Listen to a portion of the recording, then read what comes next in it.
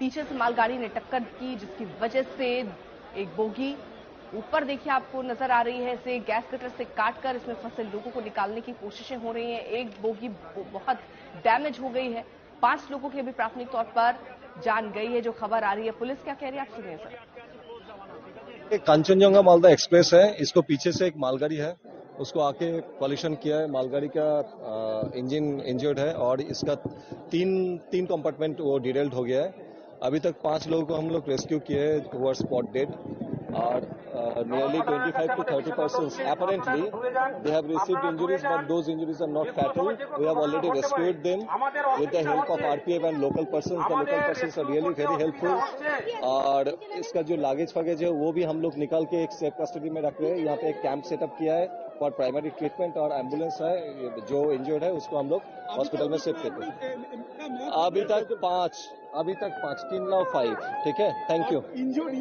Injured around 25 to 30, the number can at any time can be increased. এখনো আমরা clearly বুঝতে পারছি না। ঘটনাটা আমি অলরেডি বলেছি, পেছন থেকে এসে মালগাড়ি ধাক্কা মারে। হ্যাঁ দাঁড়িয়েছিল। আমি অ্যাডিশনাল স্পিকার না না না, যেটা আপনার মালগাড়ি চালক তিনি ঠিক নেই, তিনি মারা গেছেন, কিন্তু গ্যাস কাটা নেই বলে বডি বার করতে পারছি না। ঠিক আছে, থ্যাংক ইউ।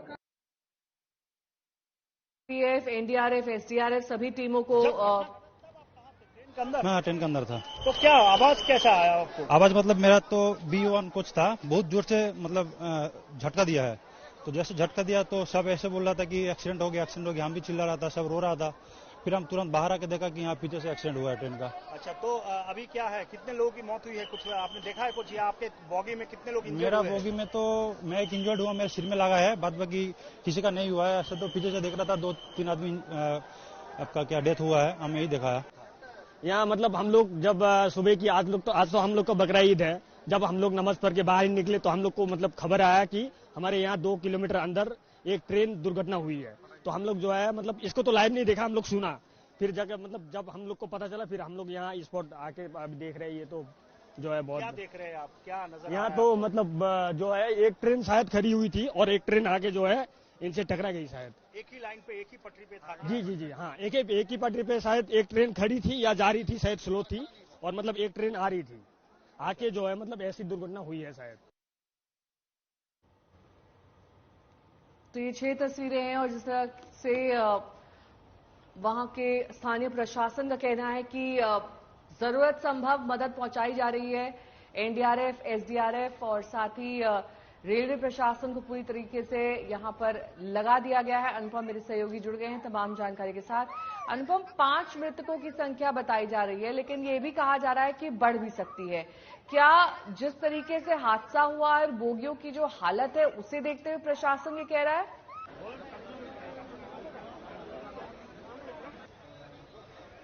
जी बिल्कुल, क्योंकि जो प्रशासन की ओर से कहा जा रहा है अब तक 5 लोगों की मौत की खबर है और लगभग 20 से 25 लोग घायल हैं, लेकिन प्रशासन अभी श्योर नहीं है कि और भी घायल हैं कि नहीं है। उसकी एक ही वजह है कि जो 2 बोगियां सबसे ज्यादा प्रभावित हुई हैं उनकी क्या स्थिति है, भीतर में कितने पैसेंजर फंसे हुए हैं, वो प्रशासन को नहीं पता है। गैस कटर की मदद से जो डिब्बे पूरी तरह से पिचक गए हैं उनको काट के अंदर घुसने के बाद ही पता चल पाएगा कि भीतर क्या स्थिति है, कितने पैसेंजर फंसे हुए हैं। और इसी वजह से प्रशासन की ओर से कहा जा रहा है कि घायलों की संख्या अभी तो 20-25 है, लेकिन ये निश्चित तौर पर नहीं है, इसके बढ़ भी सकती है।